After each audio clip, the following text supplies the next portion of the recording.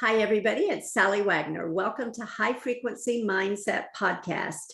And I'm very pleased to welcome our guest today, Samantha Bonamassa. Samantha, welcome. Thank you. Happy to be here. Likewise. So I'll introduce you to our audience and then we'll have a conversation. How about that? Sounds great. Samantha has focused her career on developing and implementing customized compliance programs for SEC, CFTC, and FINRA regulated organizations. She has worked with over 100 investment advisors, alternative asset managers, and broker-dealers with assets under management ranging from several hundred million to several billion dollars. Samantha has held roles such as Chief Compliance Officer and Interim Chief Compliance Officer for SEC registered investment advisory firms, of Counsel for law firms, and has worked for various securities compliance consulting firms. Samantha founded Coast to Coast Compliance, providing proactive, comprehensive, and independent compliance solutions, including investment advisor registrations and filings, drafting and revising compliance policies and procedures, compliance program testing, mock audits, annual reviews, compliance onboarding, and employee compliance training. Samantha received her BA cum laude from the University of Florida and her JD from Ave Maria School of Law. Samantha is admitted to the Florida Bar and to the Bar of the Illinois Supreme Court. She is the Director of Events for Chicago Financial Women, an NFP organization that is committed to expanding the professional networks of Chicago area women in the fields of finance and financial services. Samantha, again, welcome. Thank you. Thank you. Happy to be here and glad you're having me. Well, absolutely. So I'm very interested in your compliance work. I've done compliance, not financial compliance, but real estate compliance, federal government program compliance, all of those kinds of things. And I so appreciate your work and what you're doing to help people come into compliance and all those things that I mentioned, the policy development, the training, those are such crucial parts of what you do, right? Absolutely. Absolutely. I always say it does me no disservice to help other people succeed. And there's so many ways in which you can provide compliance consulting services, including training others to do it internally. They don't always need an outside vendor. They might want to be set up to figure out how to do it on their own. So those are absolutely very crucial pieces. Right. And those are some of the things that are in the guidelines from DOJ about what is an effective compliance program. Yep, absolutely. DOJ, the SEC, while you listed many of the different regulatory authorities I work under, I'd say the SEC is the biggest one. That's the main focus area of my practice. But yep, they all apply. Absolutely. So you've had experience working in organizations, and now you're working as a vendor for them. Yes. Contracting with them. How did that transition happen? Well, so I started my first job out of law school was in-house and working at an investment advisor broker dealer. And it was where I understood the intersection of legal and compliance. So I'm really appreciative to be able to look back and have that experience because it's what laid the framework of my entire career. Then I actually went into compliance consulting services, but I was an employee. So I got to kind of see the best of both worlds and what I liked from each. And now I own and operate my own firm, but that part of that is still actually taking on various in-house roles. That's absolutely still a function of what some compliance positions need. Sometimes it's, like you said, a full-time basis. I'm holding the hat of a chief compliance officer or an interim project where someone might be on maternity leave or paternity leave, or someone might be leaving and going to a new organization. So it was a very organic trajectory based on just ambitious looking for jobs. And, it really was very natural. Yeah. I think that happens to a lot of people when we're looking at expanding beyond or outside that in-house role where we want to be out on our own. And the greatest service we can offer is to fulfill a role that is still in-house. Yeah, absolutely. And it's so interesting that you say that because I actually wanted to go in-house after I had been at different consulting firms. It was my intention to just solely go in-house. But what I realized was after various success, what I would call successful interviews, it would go one of two ways. The interviewer, so to speak, would either say, wow, you've got so much experience. You'll be bored here. You do Yeah, this for like right. 20 clients, dozens of clients at a Yeah, time. You need something more engaging. Little did they know at that point in my life, I was planning a wedding. It would have been a welcomed, change in pace of work. But then other interviews would basically say, yeah, you'd be great, but we really want someone with 15 years of experience out of law school, which is, it precluded me from those roles. yeah. So I wound up realizing like I just love what I do. I love the work I get to provide to clients. I love who I get to work for. I guess I need to launch my own firm. So I became what I now call an accidental entrepreneur, Yeah. which is exciting because I never thought I would be my own boss, but here I am and haven't looked back since. And again, I think that happens to a lot of us. Yep, We're absolutely. accustomed to certain positions, and then suddenly, for whatever reason, those positions aren't forthcoming, and we're Yep. like, "Well, I can do this, right?" And Yes. so it really is. When you look at it in the right way, it's a fabulous opportunity. Yes. Yep. One Yeah. of which I'm so grateful for. Yeah. And I think that's why your story is so amazing, because you did that. You took the leap, and that's where a lot of people are. They've either done it and they want encouragement, or they want encouragement to do it, right? Yep, absolutely. And Yeah. luckily I had that. Yeah, my husband, my family, all my friends, I think they kind of knew it even before I did, which is Mhm. great. It's no better people to tell you that you should start your own firm than those you love and that are the closest to you. Exactly. And sometimes it's like we are the last ones to know, right? Yes, exactly.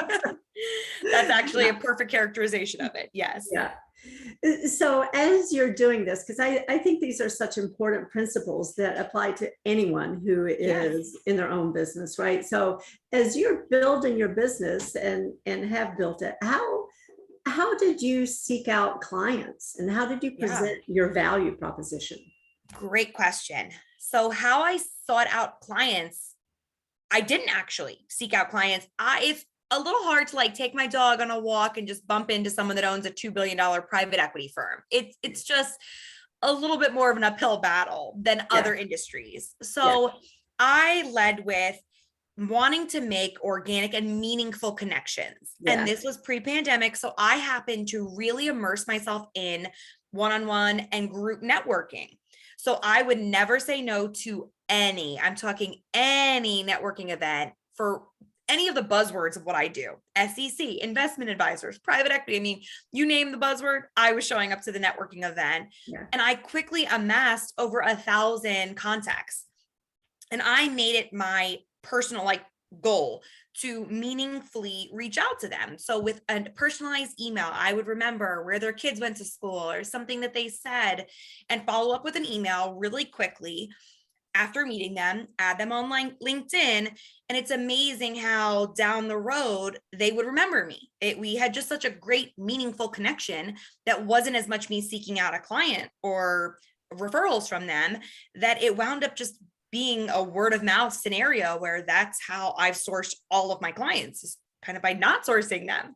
yeah, And the value proposition, I can explain it where it's like, I happen to be a lawyer, but I do consulting. So I own a consulting firm, not a law firm, but mhm, people like that I happen to be a lawyer. And they also know the price tag that traditionally comes with lawyers that do SEC or regulatory compliance work. And it is astronomical. They yes, also know the price tag that comes with certain in-house compliance roles. So it's this perfect professional marriage where I'm able to say, look, I can save you money, bring value. I've got very niche expertise that gratefully by working with over 100 registered investment advisors, I've seen such diverse things and worked on such unique projects that I feel I can almost help anyone. And I've even now started helping certain clients that are a little bit broader and maybe not so directly in financial services, because as long as I have the rules of whatever regulator, they're regulated by, as well as their own code of conduct or compliance policies and procedures, I can apply it and figure out how to bring value to them. So I'm trying to work smarter, not harder, and very boutique. So it's not just like off the shelf, you do it yourself. I'm really helping like build and implement and truly saving them so much money. So it's the expertise plus cost savings.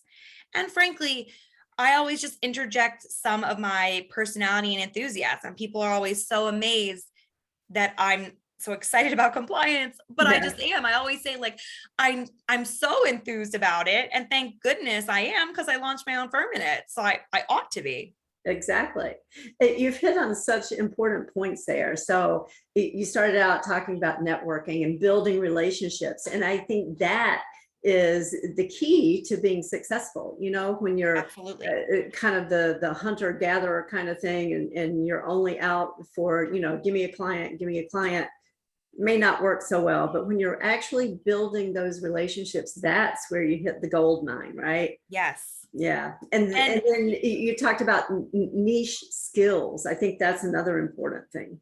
Yeah. And it's also kind of, I would go into those networking events very open-minded, like low expectations, but very intentionally.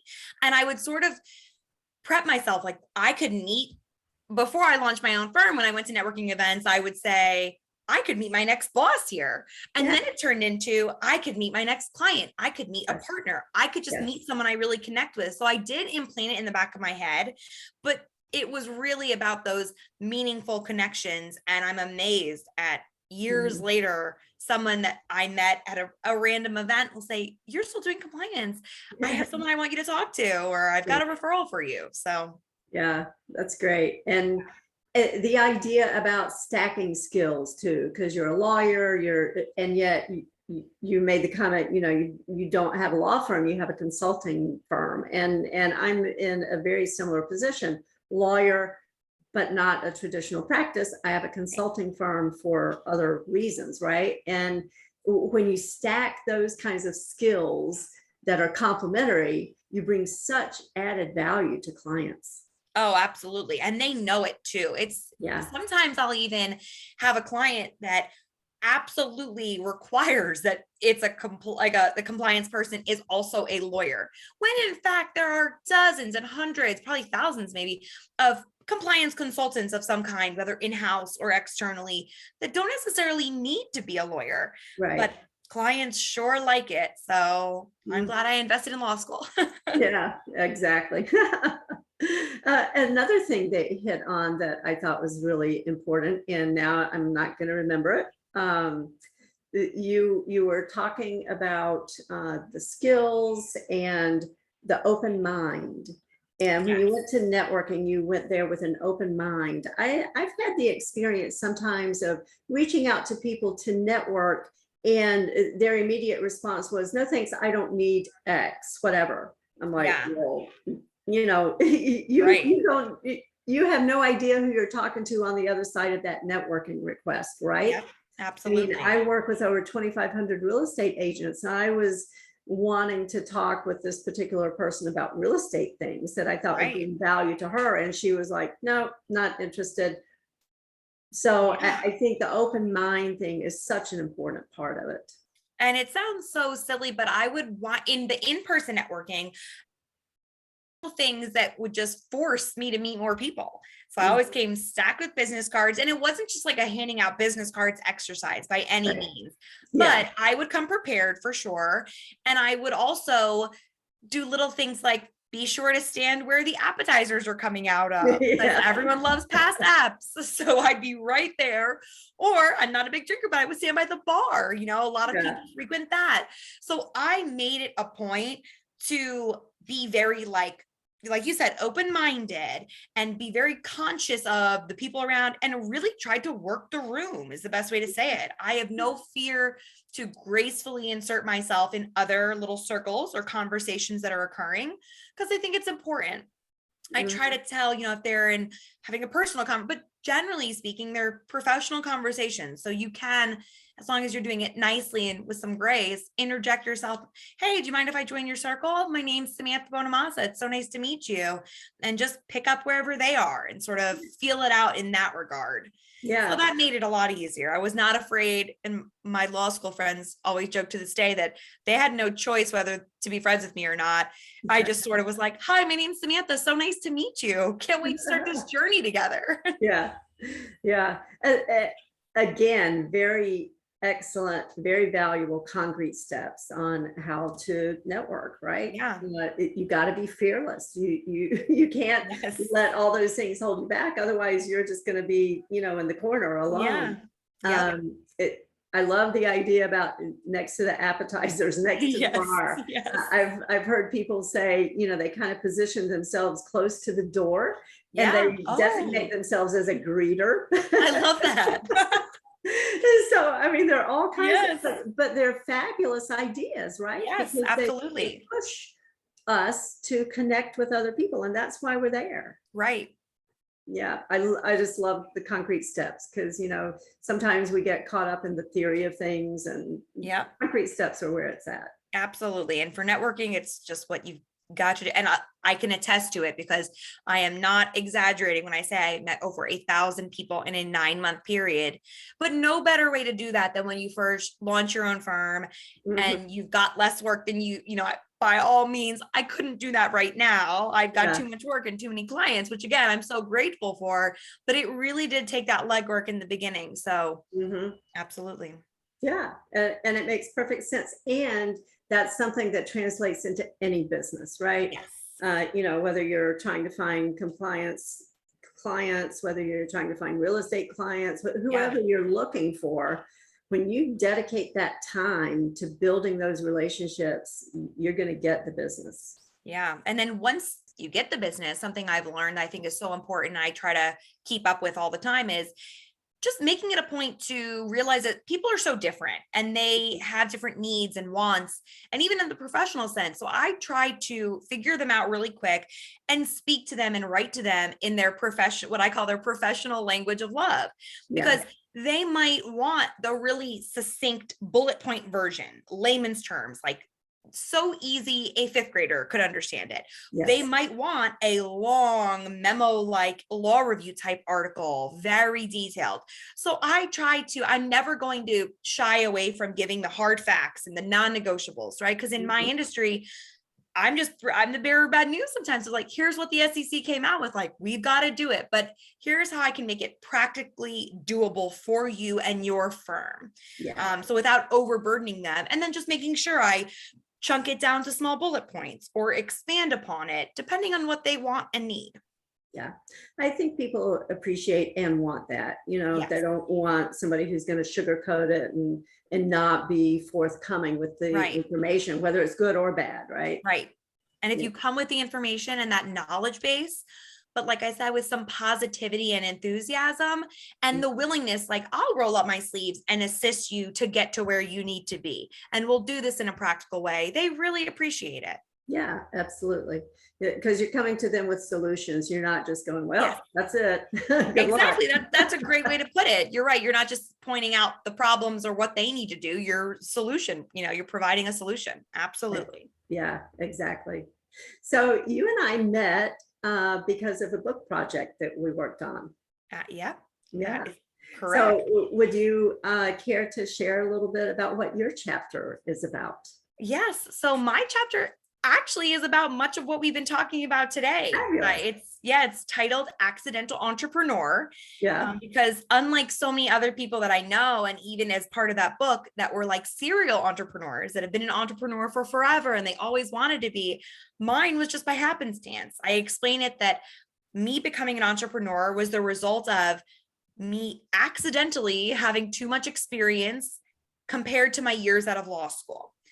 So like I said, it literally is, although there's definitely still some gold in there. So hearing this shouldn't negate anyone from reading it, because what's great about it is it was such a fun experience too, to meet everybody, hear their stories, and the whole process of it. That too was something I never specifically set out to do, but I'm so grateful and excited that I got to be a part of it. Yeah. Yeah, it was really a fabulous experience. And as you say, to meet everyone who was involved in the project, to Yes. hear their stories, everything is just so inspiring and uplifting. Yes. And I didn't realize just how many similarities there would be in underlying like themes and tones, because like I said, I'm in such a different industry, financial services. I was like, Right. Then the book is called Engaging Speakers, Voices of Truth. Yeah. And so I was like, well, I do, various speaking engagements, and I love truth. It's sort of the baseline of what I do and who I am. So fantastic fit, and really excited to be a part of it with you. Yeah, absolutely. So I have a couple more questions for you. All right. And I'm going to set up the first question. Okay. In my coaching, I use an acronym, and it's MSG, and that stands for Mindset, Skill Set, Get Off Your Asset. Because I think that really incorporates a lot of important principles. And we've kind of hit on some of those in our conversation today. So as you look over your career and your journey from in-house position to accidental entrepreneur, is there a principle that you would identify that you believe contributes to your success? I would say that's a fantastic question. You need ambition. You have to be able to excitedly kind of roll up your sleeves and do it. There's just no other way. It's not something like this isn't going to fall. You need to create it. So I think it takes ambition and drive. And other people, compliance can be kind of dry, but I think it really helps to have that passion for it. Yes. Because what's the fun in doing something every day that you don't enjoy doing? But I think it really takes that passion, ambition, and drive. Yeah. And that's such a powerful combination, right? And sometimes they get a bad rap, where people think of ambition as, oh, that's not good, right? And it is. And certainly you want passion for what you do, and you want that drive to really get out there every day and do it. Yes, exactly. Yeah, I love that. Such a fabulous combination. So last question, how can people get in touch with you? So a number of ways. The best way is via my email. So Samantha at c2ccompliance.com. And that 2 is the number 2. Also via my LinkedIn. So Samantha Bonamassa. I also have a website that has a contact form on it. So and I also have other, my firm Coast to Coast Compliance has all of the social media platforms, Twitter, Facebook, LinkedIn. So either via my personal LinkedIn or my company LinkedIn. And again, email is a great bet as well. Awesome. So everybody, if you didn't write all that down, make sure you check the show notes so that you can reach out and connect with Samantha, because she is a wealth of knowledge and you absolutely want to contact her. Samantha, thank you again for being here. You are so welcome, Sally. Thank you for having me. Absolutely. And thank you everyone for joining us today. Make sure you tune in next time for High Frequency Mindset Podcast.